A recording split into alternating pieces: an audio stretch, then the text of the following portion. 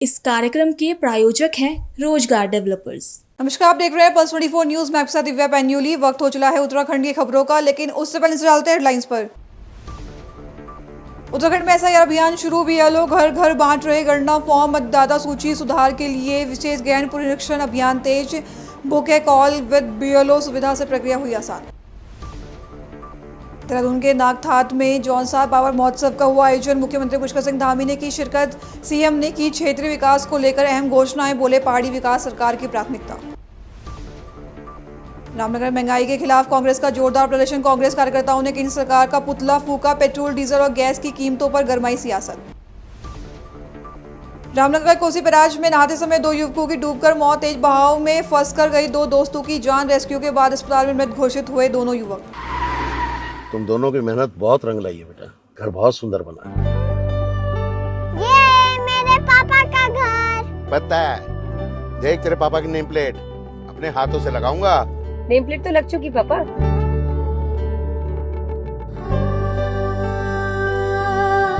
असल मेहनत तो आपने किया पापा, मुझे इस काबिल बनाने के लिए। वो जिंदगी भर किराए के मकान में रहे, लेकिन तो आज ये घर मेरा नहीं, ये है मेरे पापा का घर।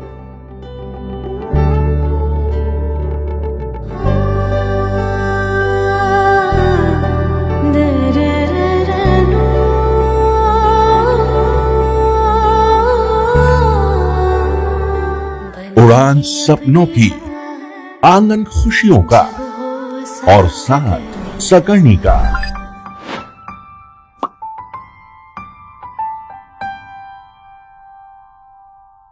60 वर्षों से आपके साथ मनोरंजन और संस्कार का संगम, जाह्नवी मैगजीन। आइए अब देखते हैं खबरें विस्तार से। उत्तराखंड में विशेष गहन पुनरीक्षण यानी एसआईआर कार्यक्रम की शुरुआत हो चुकी है। इस अभियान के तहत बूथ लेवल ऑफिसर यानी बीएलओ प्रदेश भर में मतदाताओं को गणना फॉर्म वितरित कर रहे हैं। जब मतदाता दिन में घर पर उपलब्ध नहीं है, वे book a call with BLO feature के जरिए एक क्लिक पर अपने बीएलओ से कॉल बुक कर सकते हैं, जिससे प्रक्रिया को और आसान बनाया गया है। दरअसल मुख्यमंत्री पुष्कर सिंह धामी ने सचिवालय में एसआईआर कार्यक्रम के तहत अपना गणना फॉर्म भरकर मुख्य निर्वाचन अधिकारी को सौंपा। यह अभियान भारत निर्वाचन आयोग की ओर से मतदाता सूची को अधिक शुद्ध और अद्यतन बनाने के उद्देश्य से चलाया जा रहा है। सरकार ने प्रदेशवासियों से अपील की है कि वे इस महत्वपूर्ण अभियान में सक्रिय भागीदारी करें, समय पर गणना फॉर्म भरें और लोकतंत्र को और अधिक मजबूत व पारदर्शी बनाने में अपना योगदान दें। उत्तराखंड के देहरादून जिले में जौनसार बावर क्षेत्र में स्थित नागठाट में आयोजित जौनसार बावर लोक सांस्कृतिक महोत्सव एवं क्रीड़ा समारोह 2026 में मुख्यमंत्री पुष्कर सिंह धामी ने शिरकत की। इस दौरान उन्होंने क्षेत्र के विकास से जुड़ी कई महत्वपूर्ण घोषणाएं की और स्थानीय जनता से मिले स्नेह व समर्थन के लिए आभार व्यक्त किया। कार्यक्रम को संबोधित करते हुए मुख्यमंत्री पुष्कर सिंह धामी ने कहा कि सरकार का लक्ष्य पहाड़ी क्षेत्रों का समग्र विकास है और इस दिशा में लगातार काम किया जा रहा है। उन्होंने कहा कि स्थानीय जनता का समर्थन और आशीर्वाद ही सरकार की सबसे बड़ी ताकत है। अपने संबोधन में मुख्यमंत्री ने विपक्ष पर निशाना साधते हुए कहा कि कांग्रेस के लिए सत्ता हमेशा जनसेवा से अधिक राजनीतिक लाभ का माध्यम रही है। कांग्रेस के वक्त नागठाट, कालसी, चक्राता की सड़कों की हालत बदहाल थी। स्वास्थ्य सुविधाएं वेंटिलेटर पर थी। हमारे युवाओं को अपनी प्रतिभा दिखाने के लिए कोई मंच नहीं मिलता था। भाइयों बहनों, कांग्रेस के लिए सत्ता सिर्फ मलाई खाने का जरिया थी और हमारे जनजाति भाई बहन उनके लिए केवल सिर्फ वोट बैंक थे। किस तरह से वोटों को अपने पक्ष में किया जाए, इसके सिवा विकास के लिए काम नहीं हुआ। उन्होंने कभी नहीं चाहा कि पहाड़ का पानी, पहाड़ की जवानी पहाड़ के काम आए। उन्होंने हमारे युवाओं के हाथ में रोजगार देने के बजाय उन्हें पलायन के लिए मजबूर किया। इनके पास न तो कोई नीति थी, न कोई नियत थी। ये लोग केवल और केवल नकारात्मकता और भ्रम फैलाने की राजनीति करते हैं। पहले की सरकारों में जहां जनजाति समाज का नाम सिर्फ फाइलों और चुनाव वादों में सिमट कर रह जाता था, अभी यहां पर मधु चौहान जी ने बहुत विस्तार से बताया कि इस देश के अंदर जिन्होंने 6 दशक से भी ज्यादा समय तक देश की हुकूमत को चलाने का काम किया, उन्होंने केवल और केवल अपने हितों की सुरक्षा की। उन्होंने जनता के हितों के लिए कोई काम नहीं किया। भाइयों बहनों, वहीं आज प्रधानमंत्री श्री नरेंद्र मोदी जी के नेतृत्व में जनजाति समाज, आदिवासी समाज की नीतियों और नीति दोनों को ही बदला गया है। दोनों को बदलने के लिए निरंतर कार्य होता है। हमें गर्व होता है कि आज देश के सबसे बड़े संवैधानिक पद पर राष्ट्रपति के रूप में संथाल समाज की बेटी आदरणीय द्रौपदी मुर्मू जी विराजमान हैं। भगवान बिरसा मुंडा जी की जयंती को जनजाति गौरव दिवस के रूप में घोषित करना हो, देश भर में 200 करोड़ रुपए से भी अधिक की राशि से हमारे स्वतंत्रता सेनानी, आदिवासी समाज, जनजाति समाज के संग्रहालय बनाना, इस बात का स्पष्ट प्रमाण है कि डबल इंजन की सरकार इतिहास के पन्नों में छूटे हमारे नायकों को उनका हक और उनका सम्मान लौटाने का काम कर रही है। देश में बढ़ती महंगाई को लेकर सियासत तेज हो गई है। बता दें, रामनगर में सोमवार को कांग्रेस कार्यकर्ताओं ने केंद्र सरकार के खिलाफ जोरदार प्रदर्शन किया और पुतला दहन का विरोध जताया। प्रदर्शनकारियों का आरोप है कि पेट्रोल, डीजल और रसोई गैस की बढ़ती कीमतों ने आम जनता की कमर तोड़ दी है, जबकि सरकार इस ओर ध्यान नहीं दे रही है। कांग्रेस के वरिष्ठ नेता एवं पूर्व विधायक रंजीत सिंह रावत के नेतृत्व में कार्यकर्ताओं ने कांग्रेस कार्यालय से रानीखेत रोड तक जुलूस निकाला और सरकार के खिलाफ जमकर नारेबाजी की। इसके बाद कार्यकर्ताओं ने बढ़ती महंगाई के विरोध में सरकार का पुतला फूंका। कांग्रेस नेताओं का कहना है कि ईंधन की कीमतों में लगातार बढ़ोतरी से आम आदमी पर सीधा असर पड़ रहा है। उनका आरोप है कि परिवहन खर्च बढ़ने से बस और टैक्सी किराए भी महंगे हो गई हैं, जिससे जनता पर दोहरी मार पड़ रही है। उन्होंने चेतावनी दी कि यदि जल्द राहत नहीं दी गई तो आंदोलन को और तेज किया जाएगा। सरकार जिस तरह से किस्तों में जनता को काटने का काम कर रही है, महंगाई बढ़ा करके, आप सबने देखा कि किस तरह से पेट्रोल डीजल पर रोज़ जो है पैसे बढ़ाए जा रहे हैं। उसी तरह गैस पे जो है लगातार पिछले 3 महीनों से जो है सिलेंडर को 1000 के पार पहुंचा दिया। 29 रुपया परसों ही बढ़ाए गए हैं। और किसी भी अब डीजल, पेट्रोल और गैस के दाम बढ़ने से हर चीज़ के दाम बढ़ने शुरू हो गए हैं। बसों का किराया हो, टैक्सियों का किराया हो, दूसरे जो ढुलान से जो चीज़ें आती हैं उन सब के पैसे जो है बढ़ रहे हैं। लोगों का जीना मुश्किल हो गया है। लोगों को इस सरकार ने अच्छे दिन का नारा दे करके नमक रोटी के लिए मोहताज कर दिया है। इसलिए प्रदेश कांग्रेस कमेटी के आह्वान पर आज हमने पूरे प्रदेश भर में सरकार का पुतला फूंका है। रामनगर से दर्दनाक हादसे की खबर सामने आई है, जहां कोसी बैराज के समीप नदी में नहाते समय 2 युवकों की डूबने से मौत हो गई है। हादसे के बाद इलाके में हड़कंप मच गया है, जबकि मृतकों के परिजनों में कोहराम मचा हुआ है। पुलिस और अग्निशमन विभाग की टीम ने मौके पर पहुंचकर रेस्क्यू अभियान चलाया। दरअसल जानकारी के अनुसार सोमवार दोपहर कोसी बैराज के पास 4 दोस्त नदी में नहा रहे थे। इसी दौरान मयंक असबाल और अंकित रावत अचानक तेज बहाव और गहरे पानी में फंस गए। दोनों ने बचने के लिए शोर मचाया, जिस पर साथ मौजूद दोस्तों और स्थानीय लोगों ने उन्हें बचाने की कोशिश भी की, लेकिन वे गहरे कुंड में समा गए। सूचना मिलने पर कोतवाली पुलिस और अग्निशमन विभाग की टीम मौके पर पहुंची और बड़ी मशक्कत के बाद दोनों युवकों को नदी से निकाला गया। उन्हें तुरंत अस्पताल में ले जाया गया, जहां डॉक्टरों ने उन्हें मृत घोषित कर दिया। कोसी नदी में हुए इस हादसे ने एक बार फिर नदियों और पर्यटन स्थलों पर सुरक्षा व्यवस्था को लेकर सवाल खड़े कर दिए। हरिद्वार से बड़ी खबर सामने आ रही है, जहां नगर निगम ने अतिक्रमण के खिलाफ अब नई कार्यप्रणाली अपनाई है। अब कार्रवाई से पहले पूरे क्षेत्र की वीडियोग्राफी कर साक्ष्य जुटाए जा रहे हैं और उसी के आधार पर अतिक्रमण हटाने की कार्रवाई की जा रही है।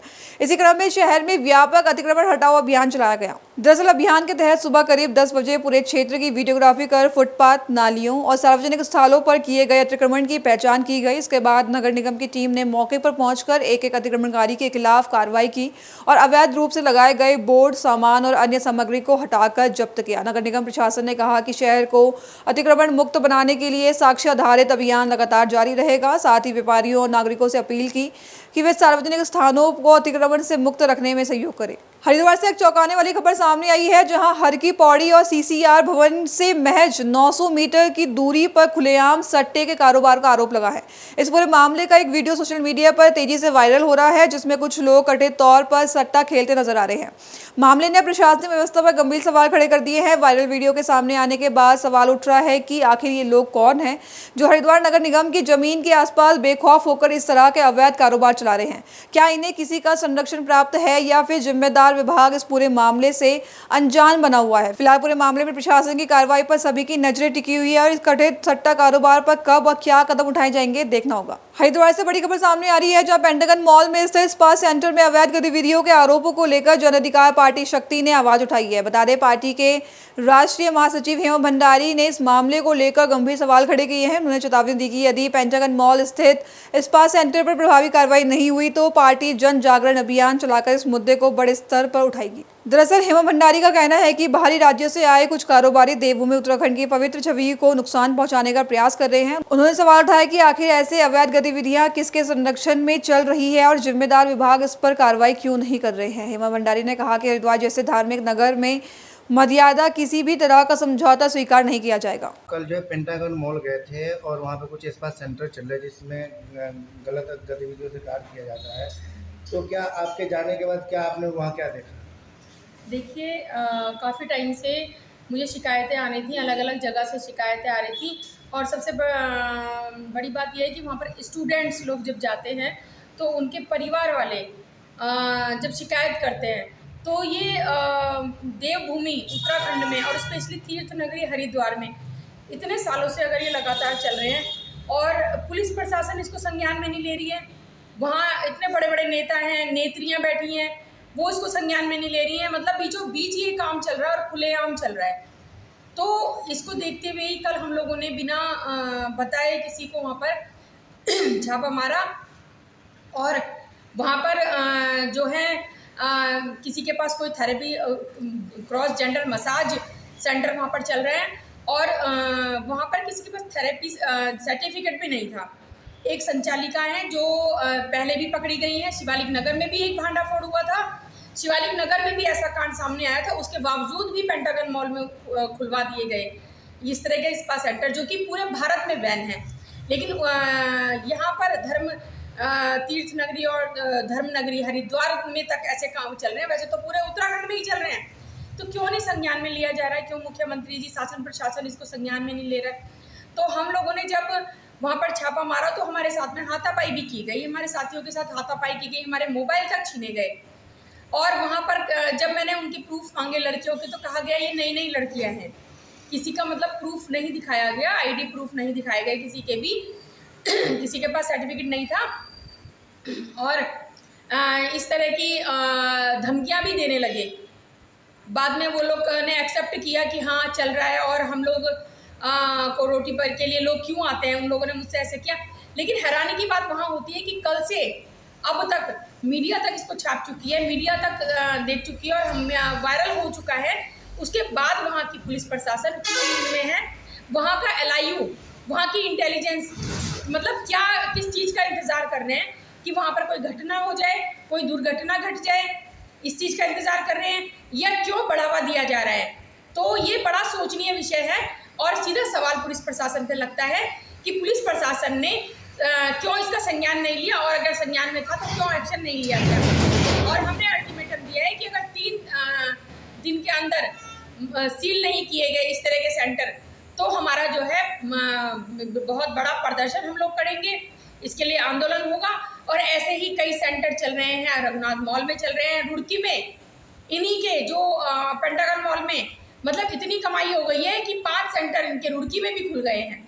तो लगातार इस तरह के सेंटर देवभूमि उत्तराखंड में जो चल रहे हैं वो बिल्कुल बर्दाश्त नहीं किए जाएंगे और इसके लिए पूरी मुहिम चलाई जाएगी और जन अधिकार पार्टी जनशक्ति इसके लिए पूरी मुहिम चलाएगी। हमारी महिला शक्ति इसके लिए मुहिम चलाएगी और पुलिस प्रशासन को इसका जवाब देना होगा, क्योंकि हम जो आंदोलन करेंगे, जो हम प्रदर्शन करेंगे वो पुलिस और प्रशासन के खिलाफ करेंगे। तो मैडम आपने कहा पुलिस प्रशासन, क्या मुख्यालय के 1 किलोमीटर दूरी है, क्या पुलिस प्रशासन द्वारा कार्रवाई ऐसे स्पा सेंटर पर नहीं किया जाता है? यही तो सोचने विषय है कि पुलिस प्रशासन इतनी सुस्त क्यों है, LIU इंटेलिजेंस इतनी सुस्त क्यों है, क्यों नहीं उनकी रिपोर्ट तैयार की गई, क्यों नहीं उन पर एक्शन अभी तक हुआ है और कल से अब तक क्या एक्शन लिया गया है। मैं पूछना चाहती हूँ कि कल से अब तक उन्होंने क्या एक्शन लिया। मतलब ये कोई छोटी बात नहीं है, ये यहाँ पर जो कॉलेज के या स्कूलों के बच्चे तक वहाँ पर जाते हैं तो यहाँ युवाओं का भविष्य को वहाँ पर बर्बाद किया जा रहा है। वो उनका कहना ये है कि हम तो अपनी रोजी रोटी चला रहे हैं, तो रोजी रोटी चलाने के लिए क्या ये देवभूमि रह गई है?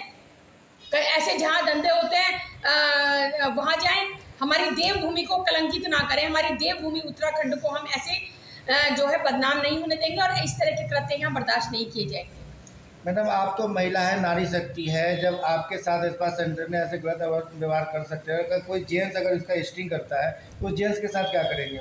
वो तो बहुत जेंट्स तो मुझे लगता नहीं है कि वहाँ पर एंट्री कर पाएगा, क्योंकि जिस तरह से मेरे साथ हरकतें हुई हैं और वो तो मेरे साथ कुछ लोग थे तो उनकी हिम्मत नहीं हुई नहीं तो उसके बाद मुझे लगातार रात तक वीडियो डिलीट करने के लिए मैसेज आते रहे, फ़ोन आते रहे, जगह जगह से फ़ोन आते रहे अलग अलग नंबरों से कि डिलीट करो।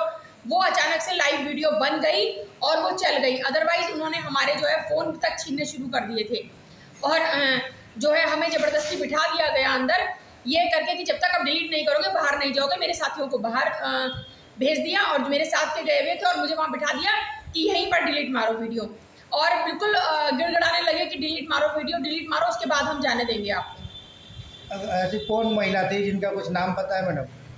देखिए वहाँ पर 2-3 सेंटर चल रहे हैं और हमारा एक सेंटर पर नज़र गई थी जहाँ हम गए थे। उससे पहले ही जब हमारी लाइव चलनी शुरू हुई तो 2 सेंटर वहाँ पर बंद हो गए एकदम। उस सेंटर का क्या नाम था? सेंटर का नाम ध्यान नहीं आ रहा है मेरे को, पर वहाँ पर था वो 2nd फ्लोर पे। तो मैडम आपने ये भी बताया कि आप जो 3 दिन के बाद अगर अल्टीमेट नहीं बंद होता है उसके पास सेंटर तो आप धरना पर, आखिर अगर नहीं किया गया बंद तो आप फिर किस पुलिस प्रशासन के खिलाफ ये प्रदर्शन होगा, पुलिस प्रशासन के खिलाफ। और हम जो है इसको मुहिम को बंद नहीं करेंगे, ये हमारी मुहिम पूरे उत्तराखंड में चलेगी। भारत निर्वाचन आयोग के निर्देशानुसार उत्तराखंड में विशेष गहन पुनरीक्षण यानी एसआईआर अभियान की शुरुआत हो गई है, जहां नैनीताल जनपद में इस अभियान के तहत मतदाता सूची को अधिक शुद्ध, उद्यतन और रूढ़िगत बनाने के लिए बीएलओ घर घर जाकर गणना फॉर्म वितरित कर रहे हैं। प्रशासन ने आमजन से इस लोकतांत्रिक प्रक्रिया में सक्रिय सहयोग की अपील भी की। दरअसल विशेष गहन पुनरीक्षण कार्यक्रम के तहत नैनीताल जिले में बूथ लेवल अधिकारी बीएलओ घर घर पहुंचकर मतदाताओं को गणना फॉर्म दे रहे हैं। इस प्रक्रिया में मतदाताओं के विवरण का सत्यापन और आवश्यक सुधार भी किया जाएगा ताकि सभी पात्र नागरिकों के नाम मतदाता सूची में शामिल किया जा सके। प्रशासन ने लोगों से इस अभियान में सहयोग करने की अपील की ताकि हर पात्र नागरिक का नाम मतदाता सूची में सुनिश्चित किया जा सके और लोकतांत्रिक प्रक्रिया को और सुदृढ़ बनाया जा सके। मैं क्षेत्र के लोगों को यही संदेश देना चाहूँगा कि आज से एसआईआर शुरू हो गया है। सभी मतदाता जिनका अपनी क्षेत्र की वोटर लिस्ट में नाम है, जागरूकता के साथ अपना एसआईआर का फॉर्म भरें, अपने 2 फोटो लेके अपनी बीएलओ से मिलें, अपना पहचान पत्र आधार कार्ड लेके अपनी बीएलओ से मिलें और अपना फॉर्म गणना फॉर्म भरवाएं। कोई भी मतदाता वोट के अधिकार से वंचित न रहे। ये जुलाई की 7 तारीख तक की प्रक्रिया है, अगले महीने, और ये पूरे माह चलेगा लगभग एसआईआर का। तो सब लोग अपना सबूत भेजो, एसआईआर का फॉर्म भरें। रामनगर में एक बार फिर श्रद्धालुओं की सुरक्षा पर गंभीर सवाल खड़े हो गए हैं, जहां गर्जिया देवी मंदिर दर्शन के लिए जा रही श्रद्धालुओं से भरी ट्रैक्टर ट्रॉली सड़क पर अनियंत्रित होकर पलट गई, जिसमें 5 महिला श्रद्धालु घायल हो गई है। यह हादसा ऐसे समय हुआ जब इस मार्ग पर पहले भी कई दुर्घटनाएं हो चुकी हैं, लेकिन सुरक्षा इंतजाम अब तक नाकाफी साबित हो रहे हैं। बताया जा रहा है कि मंदिर के करीब पहुंचने से पहले ही वाहन अचानक अनियंत्रित होकर सड़क पर पलट गया। हादसे के बाद मौके पर अफरा तफरी मच गई और स्थानीय लोगों की मदद से सभी घायलों को रामनगर के सरकारी अस्पताल पहुंचाया गया, जहां श्रद्धालुओं की सुरक्षा को लेकर आखिर कब तक लापरवाही जारी रहेगी, यह बड़ा सवाल बनता है। गर्जिया मंदिर के समीप में एक ट्रैक्टर ट्रॉली कहते हैं अनियंत्रित होकर कहते गिर गई थी। उससे 5 महिलाएं कहते हैं घायल होकर हमारे अस्पताल में लाई गई, जिनका प्राथमिक उपचार चल रहा है। किसी को बहुत ज़्यादा गंभीर चोटें नहीं है, अभी उनके एक्सरे और जाँचें चल रही हैं और इलाज अभी चल रहा है हमारे अस्पताल में। अभी के लिए बस इतना ही। खबरों के लिए बने रहे पल्स 24 न्यूज के साथ, तब तक के लिए नमस्कार। इस कार्यक्रम के प्रायोजक थे रोजगार डेवलपर्स। तुम दोनों की मेहनत बहुत रंग लाई है बेटा, घर बहुत सुंदर बना है। ये मेरे पापा का घर। पता है, देख तेरे पापा की नेम प्लेट अपने हाथों से लगाऊंगा। नेम प्लेट तो लग चुकी पापा।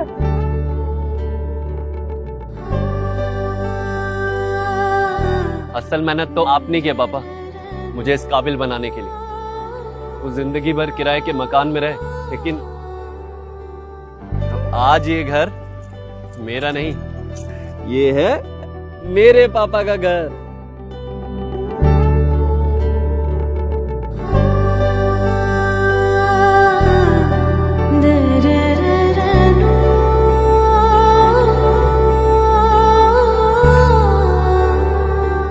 उड़ान सपनों की, आंगन खुशियों का और साथ सकर्णी का।